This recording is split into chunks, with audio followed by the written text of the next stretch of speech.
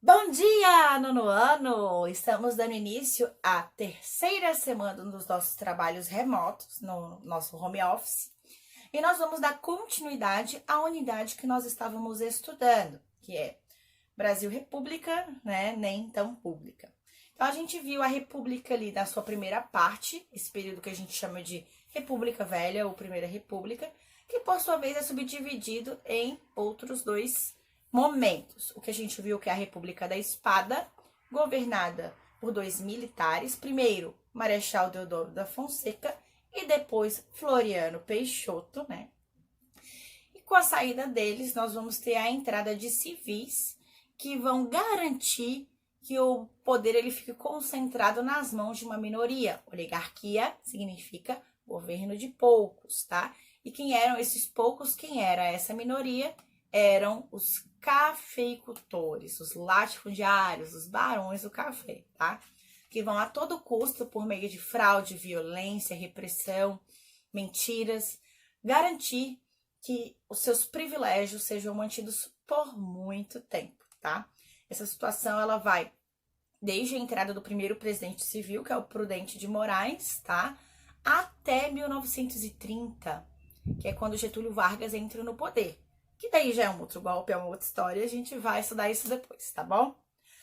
Bom, pessoal, tudo começa para garantir o domínio efetivo dessa elite cafeeira com a política dos governadores, que era um esquema entre governo federal e os governadores dos estados, tá? Como é que funcionava isso?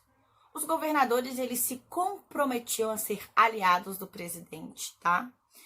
E pressionar também deputados, enfim, pessoas que estivessem ali também no meio político a serem também aliados do presidente em troca da liberação de verbas para os seus estados e também em troca de cargos públicos. O presidente vai liberar uma verba para você e você pode colocar uns parentes seus aí como funcionário público. Era basicamente isso, tá? E como é que eles iam garantir esse controle, tá? Essa troca de favores? Através da Comissão Verificadora dos Poderes, tá? Era um grupo de confiança do presidente que se algum governador detectasse que um deputado ou alguém, né, ou até mesmo um outro governador de um outro estado, ele não fosse aliado, ele fosse da oposição do governo, que ele não tivesse a sua eleição validada. É isso mesmo, pessoal. A Comissão Verificadora de Poderes, ela simplesmente dizia: não, você é contra o presidente, você vai sair a partir de agora. Beijo, não me liga. Era basicamente isso, tá? Aí a gente tem uma outra questão que ela vai da esfera local. Os grandes cafeicultores, esses grandes latifundiários, eles eram conhecidos como coronéis, embora eles não fossem coronéis, não fossem militares, né? Não tivessem uma patente militar, eles eram civis, né? Latifundiários.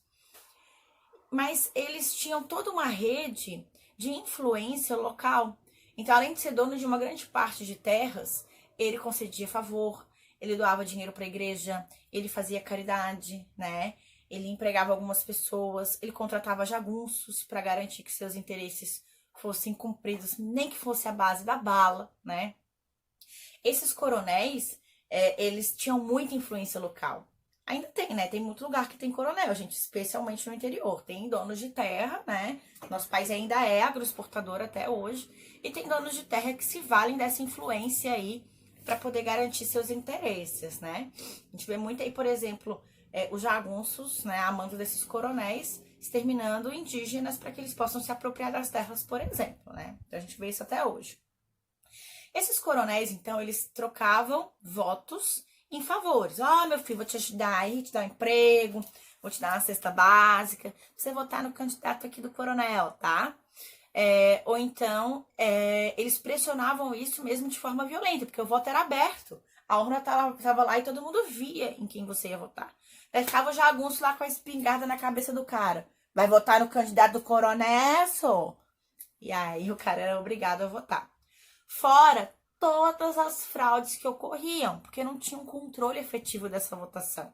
Então tinha gente que votava mais de uma vez, tinha gente que pegava registro de pessoas que já tinham morrido para votar tá? Em nome de pessoas que nem estavam vivas mais, entre outras tantas fraudes, né?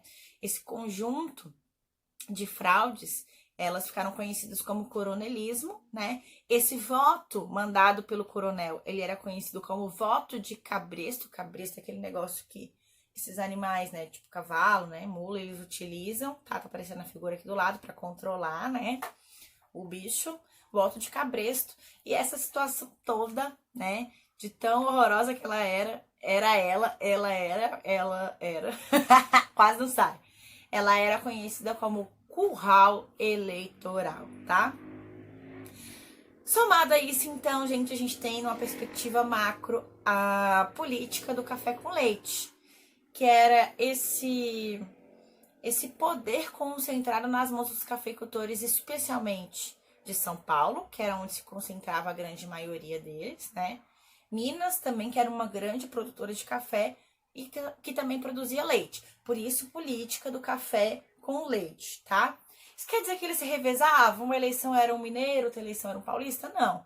Isso quer dizer que eles influenciavam bastante e que na grande maioria dos casos ou era um paulista ou era um mineiro que conseguia ser eleito. Até isso, essa dinâmica rola aí até os anos 30, tá? Até a semana que vem. Tchau, tchau!